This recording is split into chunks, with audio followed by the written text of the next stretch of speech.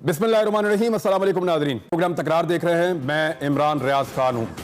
आज के प्रोग्राम में साबिक वज़ीर आज़म पाकिस्तान और पाकिस्तान तहरीक इंसाफ के चेयरमैन इमरान खान साहब हमें ज्वाइन कर रहे हैं। अस्सलाम वालेकुम सर, बहुत शुक्रिया आपका ज्वाइन करने के लिए। जी वालेकुम सलाम। खान साहब, क्योंकि खबरें बहुत सारी हैं और सवालात भी बहुत सारे हैं, लोग जानना भी चाहते हैं, मैं डायरेक्टली सवालात की तरफ आता हूँ। पहले तो आप ये बताएं कि इलेक्शन कमीशन ऑफ पाकिस्तान का फैसला, इसके ऊपर हुकूमत ने कुछ प्लानिंग की है और हुकूमत ये कह रही है कि इस फैसले के नतीजे में वो अब कानूनी चाराजोई करने जाएंगे आपके खिलाफ। एक वो चाहते हैं कि आपकी नाअहली हो जाए और दूसरा वो ये चाहते हैं कि पाकिस्तान तहरीक इंसाफ पर पाबंदी लग जाए। रिस्पॉन्ड कीजिए। देखिए इमरान, प्रॉब्लम मैं आपको बताता हूं क्या। इन्होंने रजीम चेंज की साजिश के अंदर पूरी हिस्सा लिया। इनको समझा था पार्टी ख़त्म हो जाएगी, फिर उसके बाद इन्होंने समझा कि वो इलेक्शन, ये जो बाई इलेक्शन, अपनी हुकूमत, अपनी इलेक्शन कमीशन, अपनी इंतज़ामिया, चारों तरफ से मदद लेके इन्होंने ये उम्मीद लगाई कि ये बाई इलेक्शन पंजाब में जीत जाएंगे। वो हार गए और अब इनको खौफ क्या है? ये इनको खौफ है इलेक्शंस का। अब फंसे हुए ये कि अगर गवर्नमेंट में बैठे रहते हैं, जितनी देर गवर्नमेंट में बैठे रहते हैं ये बिल्कुल ही नीचे जा रहे हैं, क्योंकि इनसे संभाला तो कुछ जा नहीं रहा। गवर्नमेंट से बाहर आके इलेक्शन करवाते हैं तो इनको खौफ आया हुआ इलेक्शन हारना है, तो अब ये टेक्निकल नॉकआउट पे आए हैं। तो ये जरा जरूरी है लोगों को समझना कि ये है क्या चीज, क्योंकि मैं अभी तक जो देख रहा हूं, इन्होंने कोई 17 इन्होंने प्रेस कॉन्फ्रेंसेस कर दिए इनके मिनिस्टर्स ने आके कल से। तो ये इशू है क्या इमरान, ये बड़ा जरूरी लोगों को समझाना है। देखो, फॉरेन फंडिंग है क्या? फॉरेन फंडिंग का मतलब ये होता है कि जब आप बाहर के मुल्क से पैसा लें, वो आपके मुल्क की पॉलिसीज मुतासर कर सकता है अगर एक पार्टी पैसा लेके पावर में आए। और दूसरा, मल्टीनेशनल से पैसा लें, जो बड़ी कंपनीज हो जो कि आपके मुल्क में ऑपरेट कर रही हो, और वो फिर आपकी पॉलिसी फायदा उठा सकती है, यानी आपको पार्टी को पैसा दे के और ऐसे कॉन्ट्रैक्ट्स करवा सकती है जो उनको फायदा हो सकता है। ये हैं दो वजह कि फॉरेन फंडिंग बैंड है। हमारे ऊपर क्या इल्जाम है? हमारे ऊपर ये इल्जाम है कि हमने बैरून मुल्क पाकिस्तानियों से पैसा इकट्ठा किया। अगर आप ये रिपोर्ट पढ़ें, और ये इतनी ऐसी अहमकाना रिपोर्ट मैंने नहीं देखी। पहले तो सोचे 2 रिपोर्ट्स बनाई इन्होंने।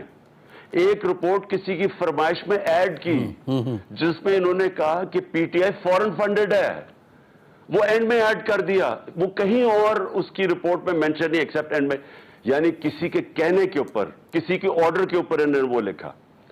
ये जो रिपोर्ट इन्होंने बनाई है, या तो ये कह दें कि जो बैरून मुल्क पाकिस्तानी है उससे आप पैसा नहीं इकट्ठा कर सकते, ये किसी कानून में नहीं है, पाकिस्तान के तो कानून में नहीं है।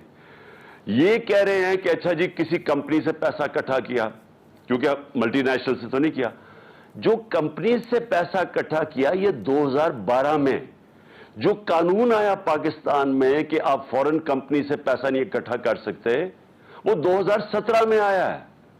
तो कोई भी कानून हमने नहीं तोड़ा इसमें। ये फॉरेन फंडिंग है ही नहीं। तो पहले तो नंबर 1 चीज के कोई कानून नहीं तोड़ा। दूसरा, इन्होंने इल्जाम लगाया कि जनाब इमरान खान ने वो दस्तखत कर दिए वो एफिडेविट उसके ऊपर, अकाउंट्स के ऊपर, वो बयान हल्फी कहते हैं। पहले तो वो एफिडेविट, जी वो देखिए 2 चीजें हैं, ये भी फिर लोगों को समझा दूं। एक होता है एफिडेविट जो कि आप ओथ पे लेते हैं।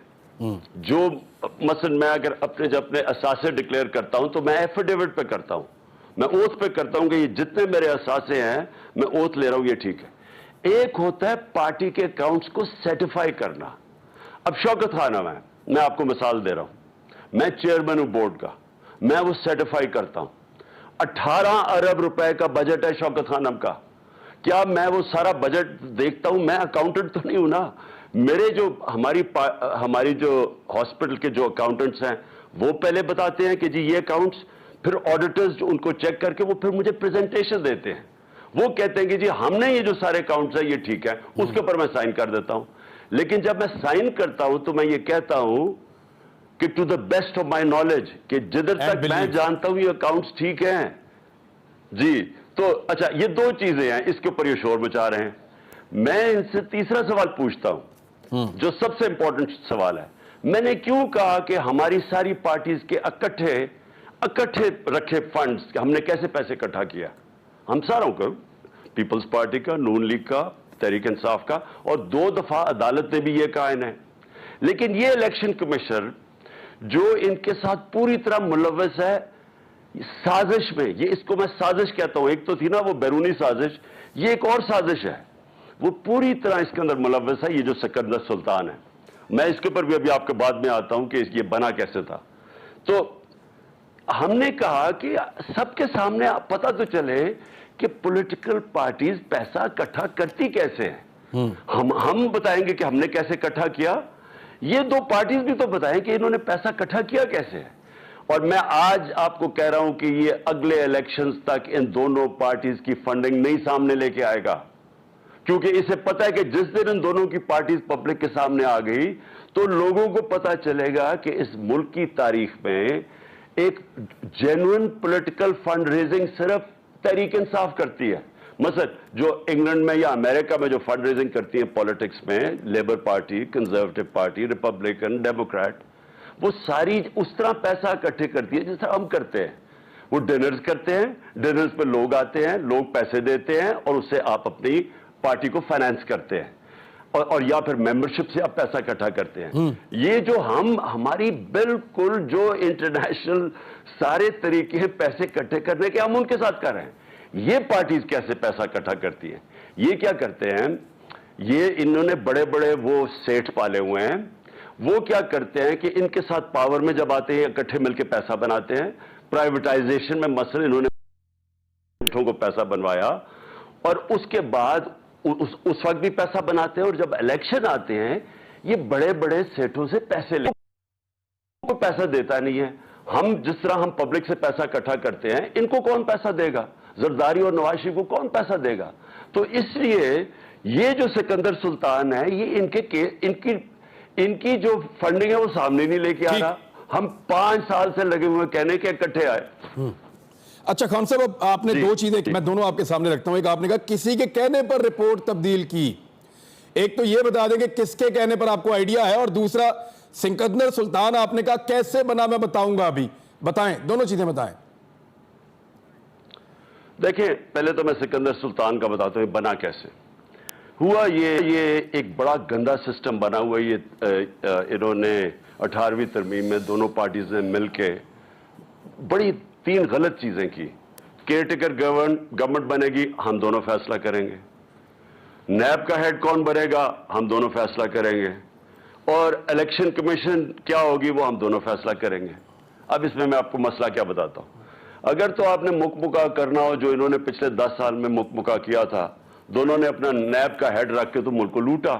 کوئی پوچھنے والا نہیں تھا. کیسز اپنے بند کروا دیے جو پرانے تھے. کیئر ٹیکر میں یہ آپس میں فیصلہ کر لیتے ہیں. لیکن الیکشن اب یہ کیسے ہو سکتا ہے کہ آپ نے امپائر کھڑے کرنے ہیں الیکشن کے، اور آپ کہیں گے اچھا جی میرے یہ 3 امپائر لے لو اور اپنے 3 لے لو اور اس کے اوپر سمجھوتا کر لو. ایسے بھی کبھی کوئی ہوتا ہے؟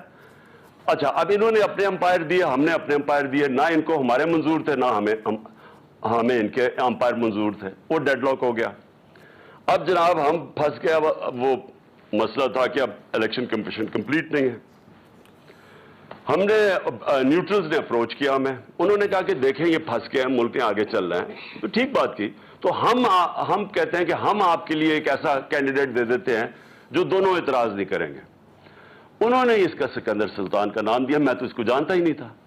جب اس کا نام آیا اور جب ہم نے کہا چلو ٹھیک ہے اگر ڈیڈ لاک ہوا ہے تو آپ دے رہے کوئی نیوٹرل آدمی کا نام، تو میں نے کہا کہ ٹھیک ہے. جیسے اس کا نام آیا تو لوگوں نے شور مچا دیے. تو انہوں نے کہا یہ تو نون لیگ کا گھر کا آدمی ہے. میں نے نیوٹرلز کو بتایا. میں نے کہا آپ نے کہا تھا یہ نیوٹرل ہے، یہ تو گھر کا آدمی ہے. انہوں نے کہا ہم گارنٹی لیتے ہیں اس کی کہ یہ نیوٹرل رہے گا. تو گارنٹی کی طرح اس لیے اتنی بڑی ہم نے حماقت کی کہ ہم نے مان کے اس کا آدمی کو رکھ لیا. اس نے پہلے دن سے جو اس نے ہمارے خلاف فیصلے دینے شروع کیے ہیں، آپ یہ سوچیں کہ اس نے 8 فیصلے دیے ہمارے خلاف. وہ 8 دفعہ ہم گئے عدالت میں اور عدالت نے اوور ٹرن کیے ان کے فیصلے. مطلب کہ عدالت نے اوور رول اس لیے کیے کہ اس کے فیصلے غلط تھے ہمارے خلاف.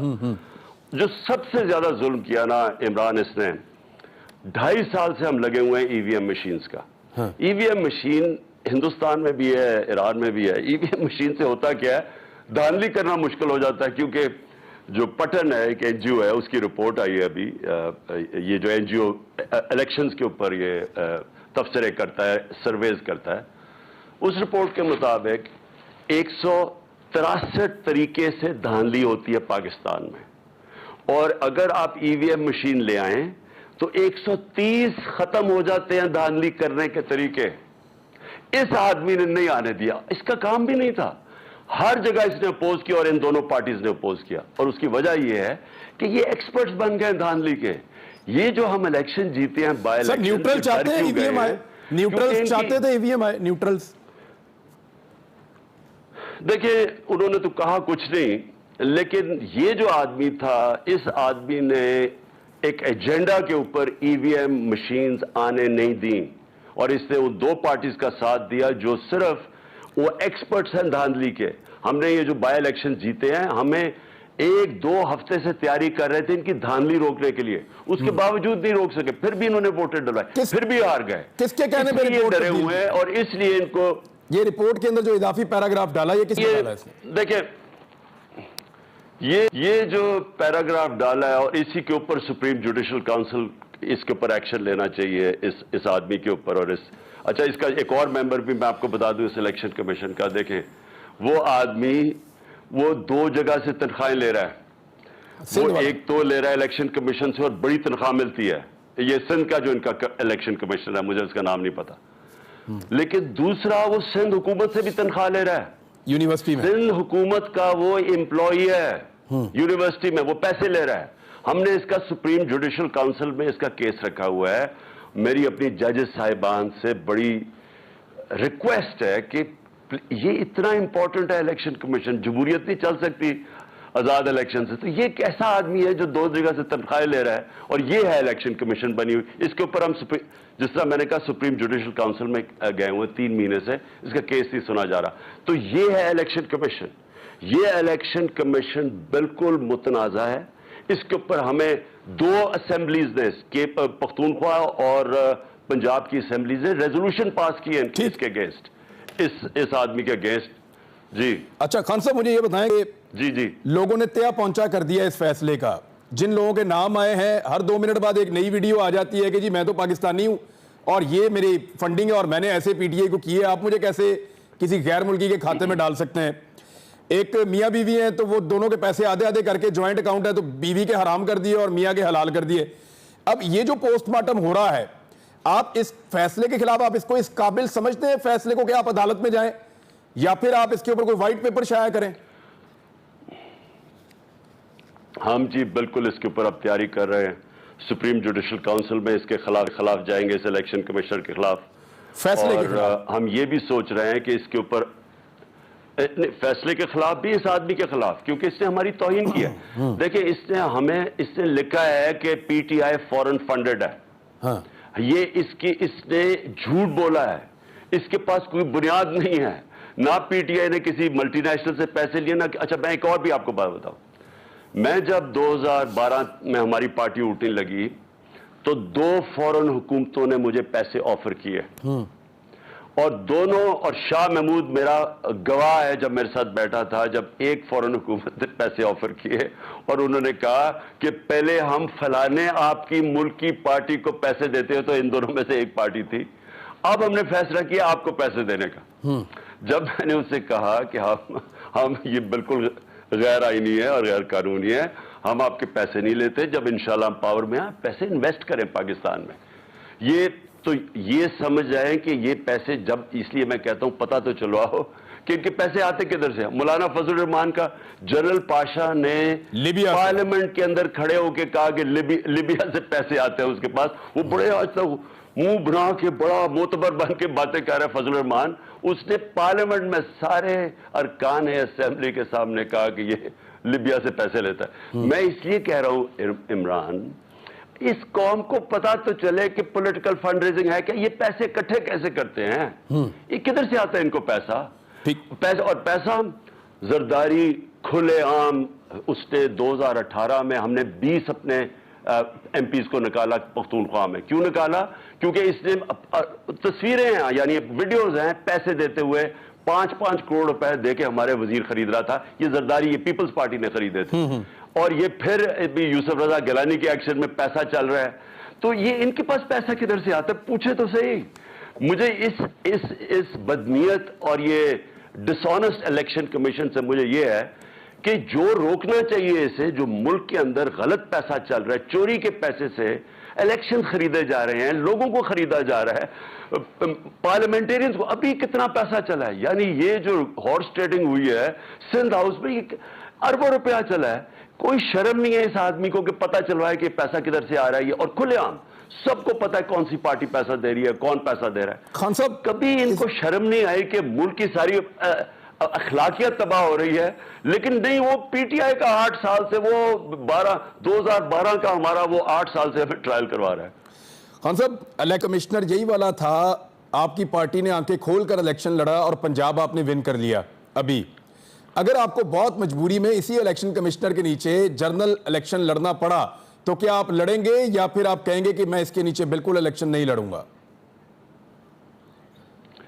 دیکھیں, پہلے تو ہم کل اس کے خلاف مظاہرہ کر رہے ہیں, پرامن احتجاج, اور میں دیکھ رہا تھا کہ نون لیگ والے بڑے گھبرائے ہوئے تھے کہ جی الیکشن کمیشن کے باہر احتجاج, ان کو بھول گیا کہ انہوں نے اسی الیکشن کمیشن کے باہر انہوں نے بھی احتجاج کیا ہوا ہے. ہم پرامن احتجاج کر رہے ہیں, ریڈ زون میں ہم بالکل نہیں آ رہا ہے, صرف ہمارے پارلیمنٹیرینز ڈیلیگیشن جائے گا اس کو بتانے کے لیے کہ ہمیں کوئی اعتماد نہیں ہے. 2 پروونشل اسمبلیز 4 میں سے اس کے خلاف عدم اعتماد کر دیا انہوں نے, ہمارے وکیل بھی جائیں گے, لیکن جو باقی احتجاج ہوگا وہ وہاں نہیں ہوگا.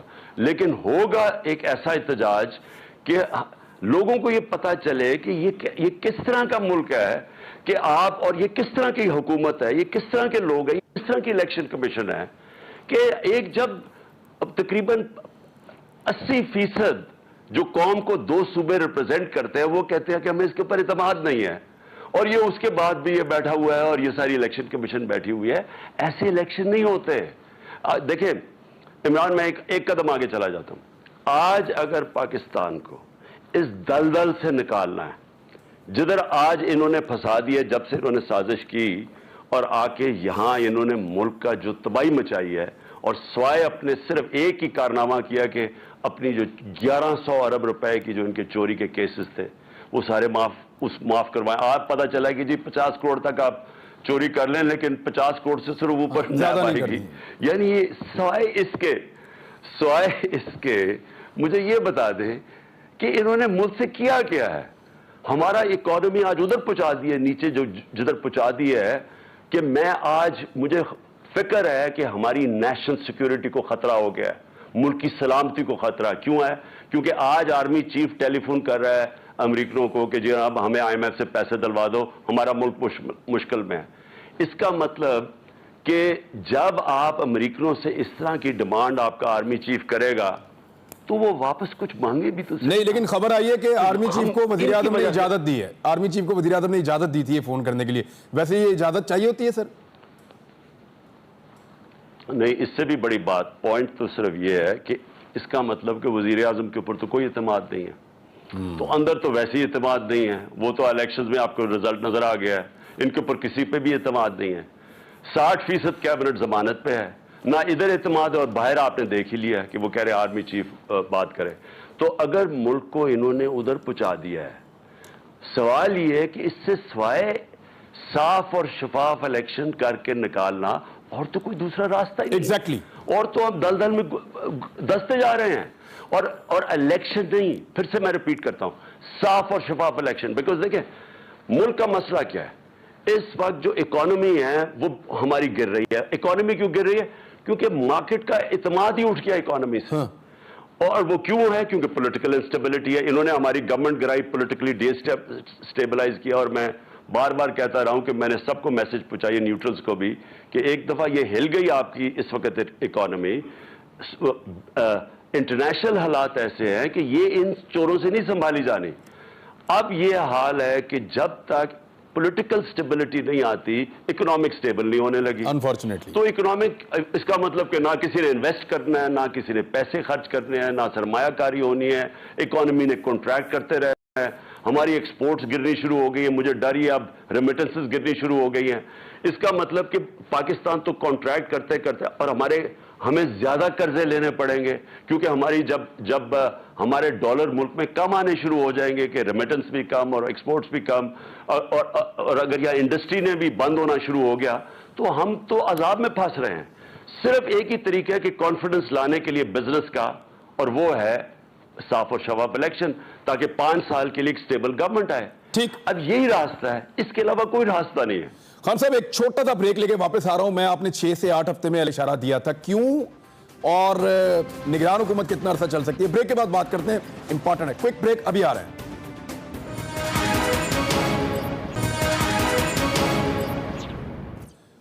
ویلکم بیک ناظرین. پاکستان تحریک انصاف کے چیئرمین عمران خان صاحب سے ہماری بات چیت ہو رہی ہے. خان صاحب 29 نومبر پاکستان کی تاریخ کا اہم ترین دن ہوگا اس سال میں، کیونکہ پاکستان کا جو سب سے امپورٹنٹ جو تعیناتی ہوتی ہے یا سب سے اہم کام پاکستان میں جو ہونا ہوتا ہے وہ آرمی چیف کی تعیناتی ہوتی ہے. یہ ہم سارے مانے یا نہ مانے، سب سے اہم چیز پاکستان میں یہی ہوتی ہے اور اسی چیز کے اوپر سب کی نظریں ہوتی ہیں. اب اگر آپ نے جو 6 سے 8 ہفتے میں کہا ہے کہ الیکشن اناؤنس ہو سکتے ہیں تو پھر تو نگران حکومت ہوگی 29 نومبر کو. تو آپ کے خیال میں آرمی چیف کی تعیناتی نگران حکومت میں ہو سکتی ہے، یا نئی حکومت آرمی چیف کو تعینات کرے گی، یا یہ والی حکومت آرمی چیف کو تعینات کرنے کے بعد کیا آپ کے دماغ میں میپ کیا آپ کے دماغ میں؟ دیکھیں عمران، میرے ذہن میں تو یہ ہے کہ پاکستان کی بہتری کس میں ہے. کیا پاکستان کی بھی بہتری اس میں ہے کہ ہم آرمی چیف کی اپوائنٹمنٹ کے اوپر سارے ملک کو ہولڈ پہ رکھتے ہیں اور ملک ادھر چلا جائے جدھر کسی کے بھی ہاتھ میں بچانے کے لیے رہ جائے؟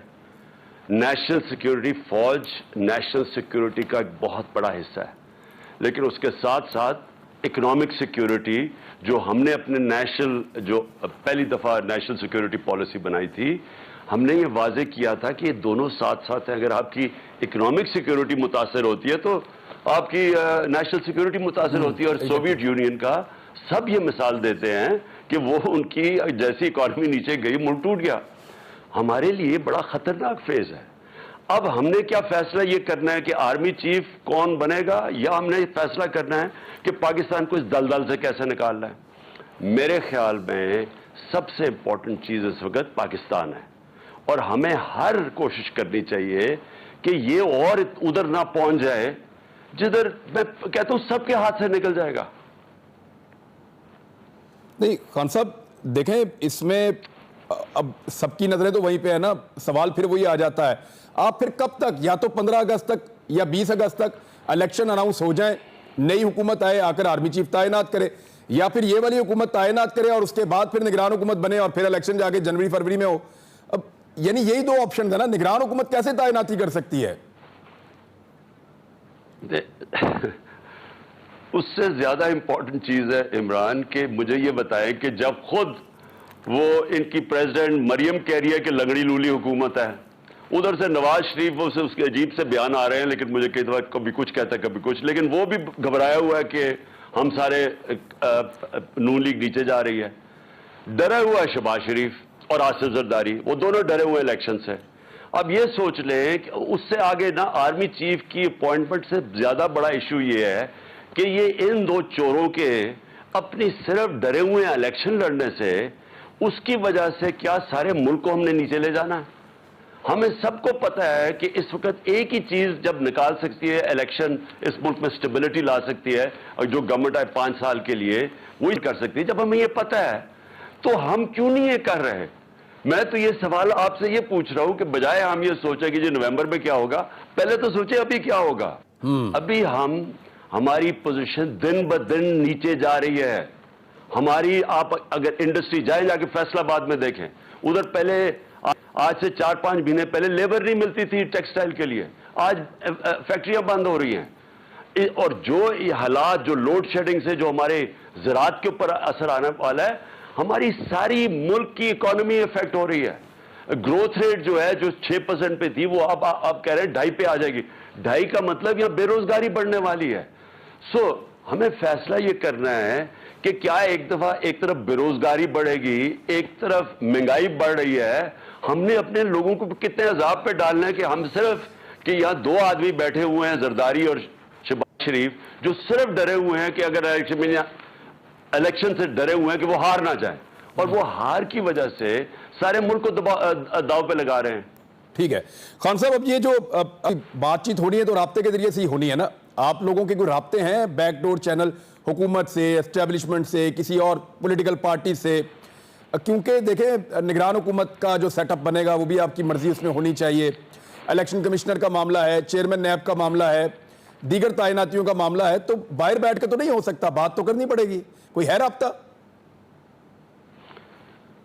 دیکھیں اگر تو وہ فیصلہ کرے الیکشن کا ڈیٹ دے دیں, جیسی وہ الیکشن کی ڈیٹ دے دیں اور اسمبلی ڈیزالو کرنے کا ٹائم دے دیں, ہم سب بات چیت کرنے کے لیے تیار ہیں. ابھی تک نہیں ہو رہی. لیکن جب یہ الیکشن کا ڈیٹ ہی نہیں دے رہے, جب تک یہ تیار ہی الیکشن کی ڈیٹ ہی دینے کے لیے نہیں ہے, اور بس یہی سوچ رہے کہ کسی طرح ٹیکنیکلی ناک آؤٹ کر دے تحریک انصاف کو, کیونکہ ڈرے ہوئے ہیں میدان میں یہ جنگ اب کھیل نہیں سکتے میچ, تو یہ ٹیکنیکل ناک آؤٹ کے اوپر لگے ہوئے ہیں کہ یہ سارا ڈرامہ ہے.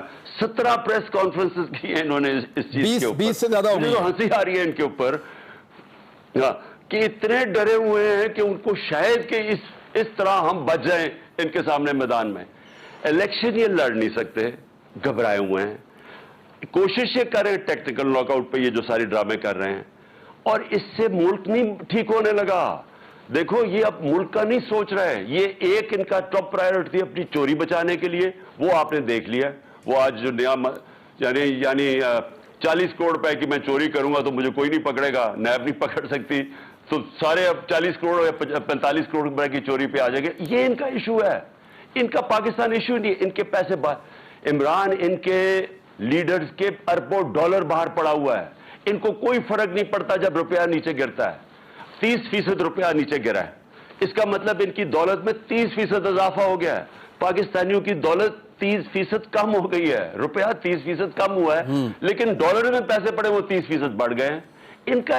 ان کو کوئی فکر نہیں پڑی ہوئی کہ یہ ملک کی تباہی مچ رہی ہے, ان کی ذاتی دولت میں اضافہ ہو رہا ہے. ٹھیک خان صاحب, آپ کا نام ECL میں خبریں, آپ کی گرفتاری کا بار بار مطالبہ, آپ ریڈی ہیں ان چیزوں کے لیے؟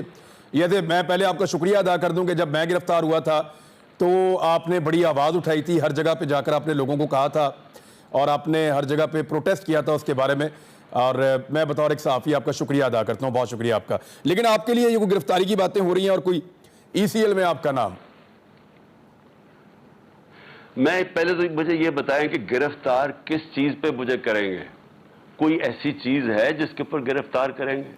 اور دوسری چیز ECL پہ میرا ڈام ڈالیں گے تو میں ان کا شکریہ ادا کرنا چاہتا ہوں, کیونکہ میں کہیں باہر جانا ہی نہیں چاہتا. میرے کوئی باہر وہاں فلیٹس نہیں, لندن نہیں, بزنسز نہیں, مجھے کوئی ہیرٹس میں شاپنگ نہیں کر رہی, میں نے مہنگے ریسٹورنٹ میں کھانا نہیں کھانا, میں بڑا مطمئن ہوں پاکستان میں تو ان کا شکریہ ادا کروں گا.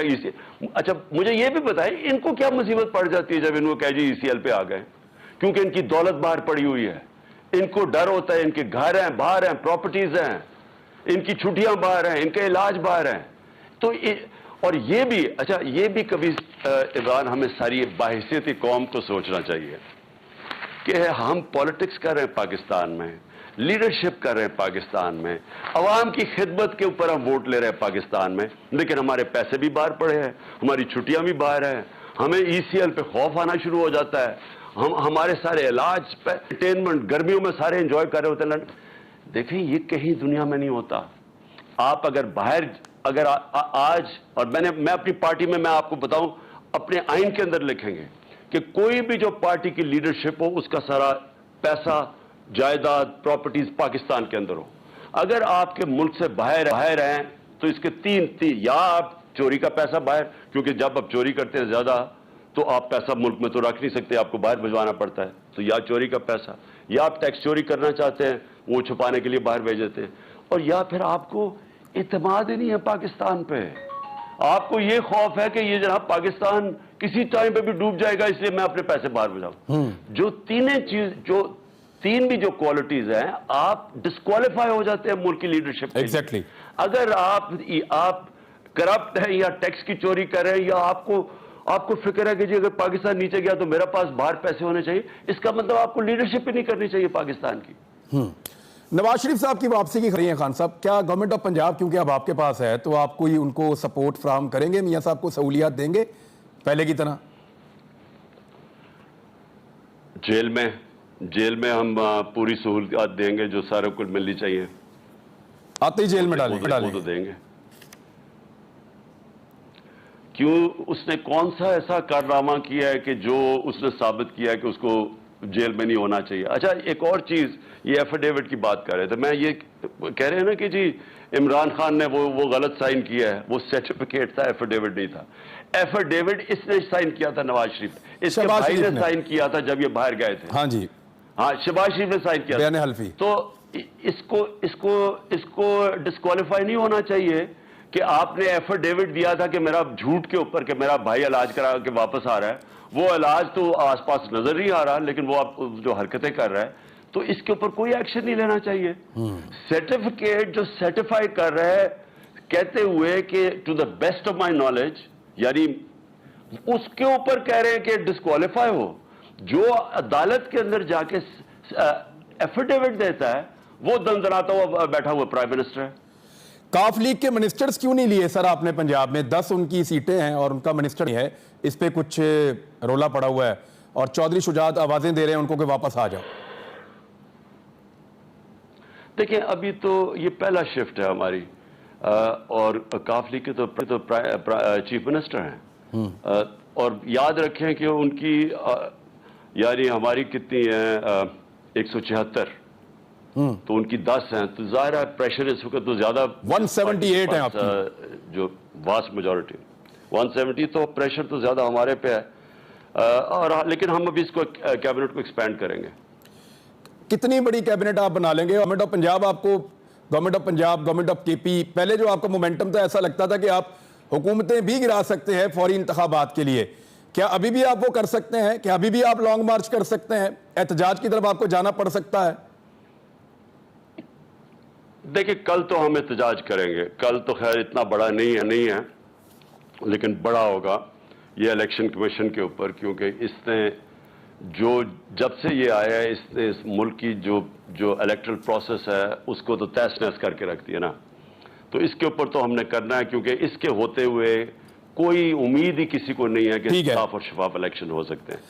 لیکن جو آگے کی آپ بات کر رہے ہیں وہ ہم کر سکتے ہیں, ہم ابھی فیصلہ کریں گے. آگے ہم نے پلان کر رہے ہیں کہ دیکھیں ملک کا تو پھر سے میں آپ کو کہتا ہوں انٹرسٹ کی جلدی سے فری اینڈ فیئر الیکشن ہو, جو یہ ڈرے ہوئے ہیں. ہماری پارٹی کو تو کوئی نقصان نہیں ہو رہا اس وقت, اگر نہیں بھی ہوتا, برا تو یہ ہو رہا ہے ہر روز ان کے اوپر گالیاں پڑتی ہیں, پیٹرول کی قیمت, بجلی کی قیمت, وہ تو ساری ان کی ذمہ داری ہے. ہم نے تو پنجاب چلانا ہے, اور لیکن میں اپنے ملک کے لیے میں سمجھتا ہوں کہ ہمیں جلدی سے جلدی الیکشن کروانے چاہیے. خان صاحب ایک بریک آخر کر رہے ہیں پروگرام میں, ابھی واپس آتے ہیں اور آخری پروگرام کے حصے میں بہت امپورٹنٹ 2 چیزیں مجھے پوچھنی ہیں, ہمارے ساتھ ہی رہے گا.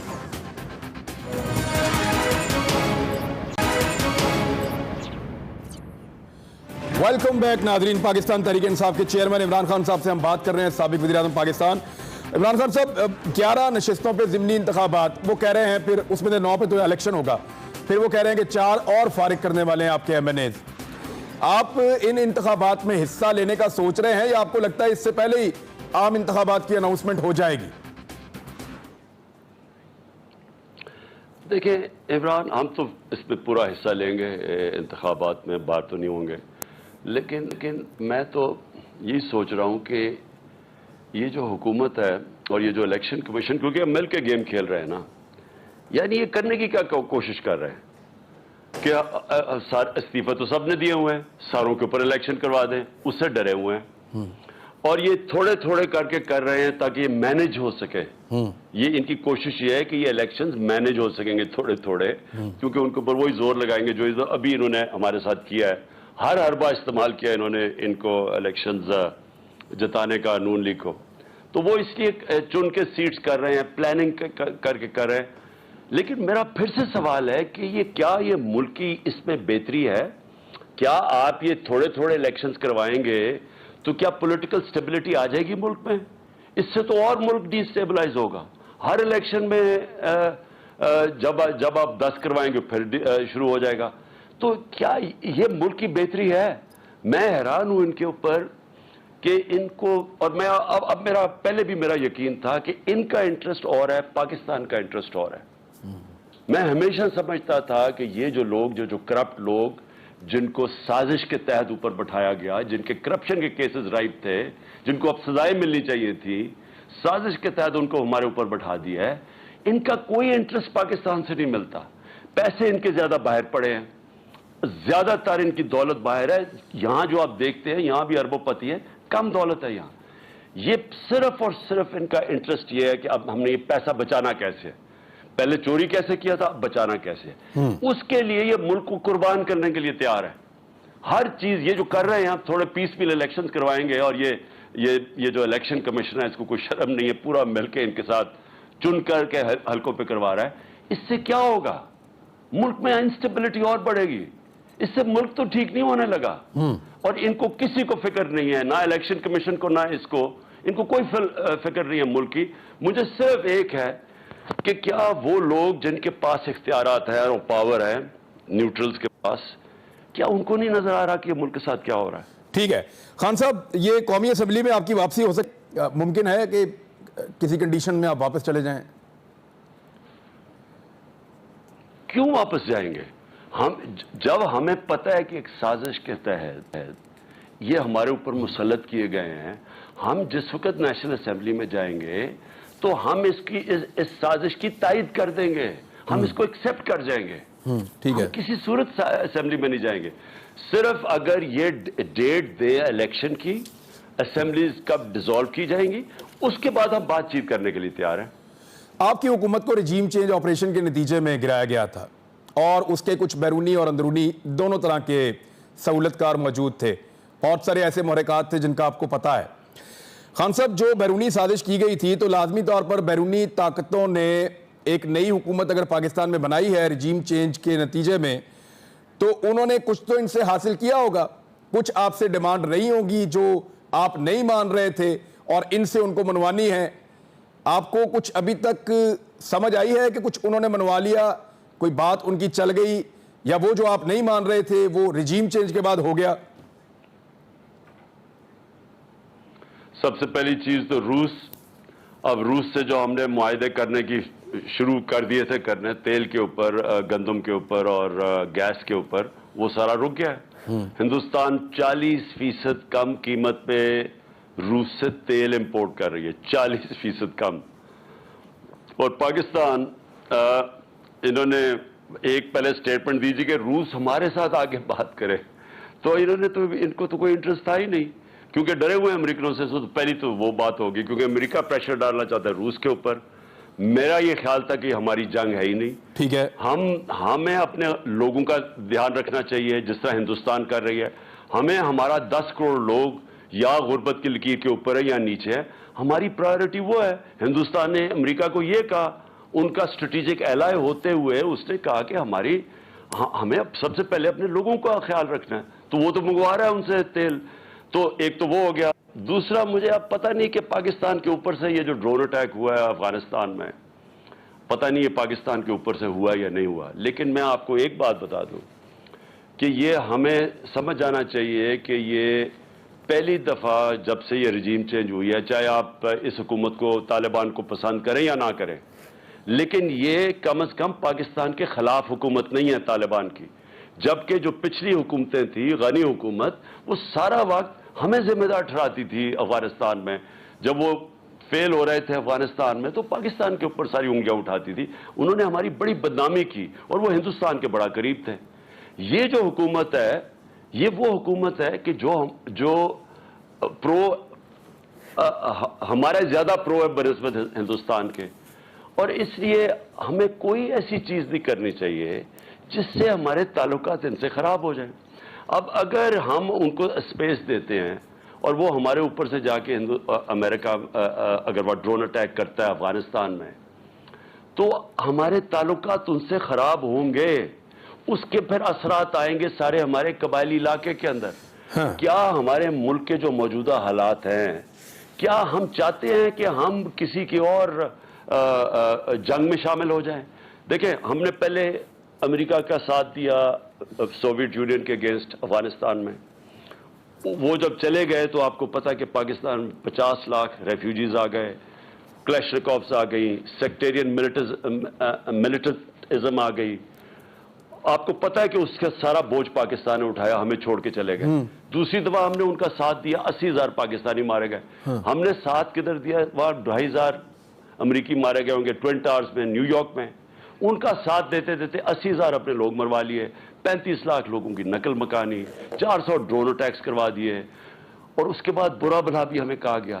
تو کیا ہم نے کچھ سیکھا نہیں ہے اس سے کہ ہم پھر سے کسی کی کانفلکٹ میں شامل ہو جائیں؟ اگر اور امریکی تو ہوں گے نہیں، ہم نے اگر ان کو اجازت دے دی کہ ہمارے ملک اوپر سے جا کے ان کی پرمیشن کے بغیر، دیکھیں ہماری جب بات ہو رہی تھی نا تو ہم نے کہا کہ ہاں آپ کر سکتے ہیں ٹیررسٹ، لیکن طالبان کی پرمیشن کے ساتھ کریں تاکہ وہ ہمیں نہ بلیم کریں. اگر ہم ان کو اجازت دے دیں اور وہ طالبان ادھر جس طرح انہوں نے اس کی مذمت کی ہے اور وہ ہمیں بلیم کرنا شروع کر دیں، ہمارے تعلقات خراب ہو سکتے ہیں. تھوڑی دیر ہمیشہ فائدہ ہوتا ہے. سوویت یونین جب ہم نے ان کی مدد کی سوویت یونین کے خلاف افغانستان میں امریکنوں کی، تھوڑی دیر فائدہ ہوا. جب دوسری دفعہ ہم نے مشرف کے دور میں مدد کی، تھوڑی دیر فائدہ ہوا، لیکن آخر میں نقصان زیادہ ہوا. تو ہم ابھی بھی سوچ لیں کہ ہاں شاید IMF سے پیسے بھی مل جائیں گے، تھوڑا روپیہ بھی مضبوط ہو جائے گا، لیکن کیا یہ پاکستان کے لانگ ٹرم انٹرسٹ میں ہے؟ جی عمران خان صاحب، آخری سوال میرا آپ سے یہ ہے کہ کیا اس سال پاکستان میں عام انتخابات ہو جائیں گے 2022 میں؟ عمران، پاکستان کے لیے، اپنے ملک کی بہتری کے لیے، اپنے ملک کے فیوچر کے لیے، اسٹیبلٹی کے لیے، معیشت کو بہتر کرنے کے لیے، کیونکہ معیشت بہتر تب ہوگی جب آپ کی پولیٹیکل اسٹیبلٹی آئے گی، اس کے لیے میں سمجھتا ہوں کہ بڑی فوری طور پہ ہونا چاہیے. لیکن جو میں یہ دیکھ رہا ہوں اس وقت، یہ جو حکومت ہے، مجھے اس وقت ان کی حرکت سے نہیں لگ رہا کہ یہ چاہتے ہیں الیکشنز. نہیں، آپ بھی تو ہیں نا سر، یہاں پہ پبلک پریشر بھی ہے، لانگ مارچ بھی ہو سکتا ہے. کیا اکتوبر نومبر کی جو خبریں آتی ہیں وہ ان میں کوئی صداقت ہے یا بس صرف ہوا میں آتی ہیں؟ دیکھیں عمران، ہم دیکھ رہے ہیں، ہم ایک پولیٹیکل پارٹی ہے، ہمارے پاس اللہ کے کرم سے سب سے زیادہ اس وقت اسٹریٹ پاور ہے. ہم دیکھ رہے ہیں کہ ملک کی یہ اگر اسی طرح ہی ملک نیچے جا رہا ہے اور یہ اپنی چوری بچانے کے لیے اور الیکشن سے ڈر کے یہ اس طرح کی حرکتیں کریں گے جس طرح انہوں نے ایک فکس میچ کھیلا ہے الیکشن کمیشن کے ساتھ مل کے، اگر یہ یہی کریں گے تو اینڈ میں پھر ہم سڑکوں پہ آئیں گے اور کیا کریں گے. ہمارا پرامن احتجاج کرنا ہمارا رائٹ ہے. اور آپ یہ یاد رکھ لیں کہ اس وقت دنیا یہ پریڈکٹ کر رہی ہے، آپ باہر کے جو اکانومی کے اوپر تجزیہ کرتے ہیں بڑی بڑی میگزینز یا یہ جو کریڈٹ ریٹنگز ہیں ساری، وہ ساری اس وقت پاکستان کی نیچے جا رہی ہیں، اور وہ سارے دیکھ رہے ہیں کہ چوتھے نمبر پہ دنیا میں پاکستان آ گیا جو ملک ڈیفالٹ کرنے جا رہا ہے، دیوالیہ نکلنے جا رہا ہے. تو اگر اسی طرح یہ کچھ کریں گے بھی نہیں اور ملک بھی نیچے جا رہا ہے تو پھر ہم ایک پولیٹیکل پارٹی عوام کے پاس نکلے گی. ٹھیک، تھینک یو ویری مچ سر، بہت شکریہ. عمران خان صاحب ہمارے ساتھ بات کر رہے تھے، پاکستان تحریک انصاف کے چیئرمین. ناظرین اب تک کے لیے اتنے ہی، اپنا خیال رکھیے گا، اگلے ہفتے ملاقات ہوتی ہے. اللہ حافظ.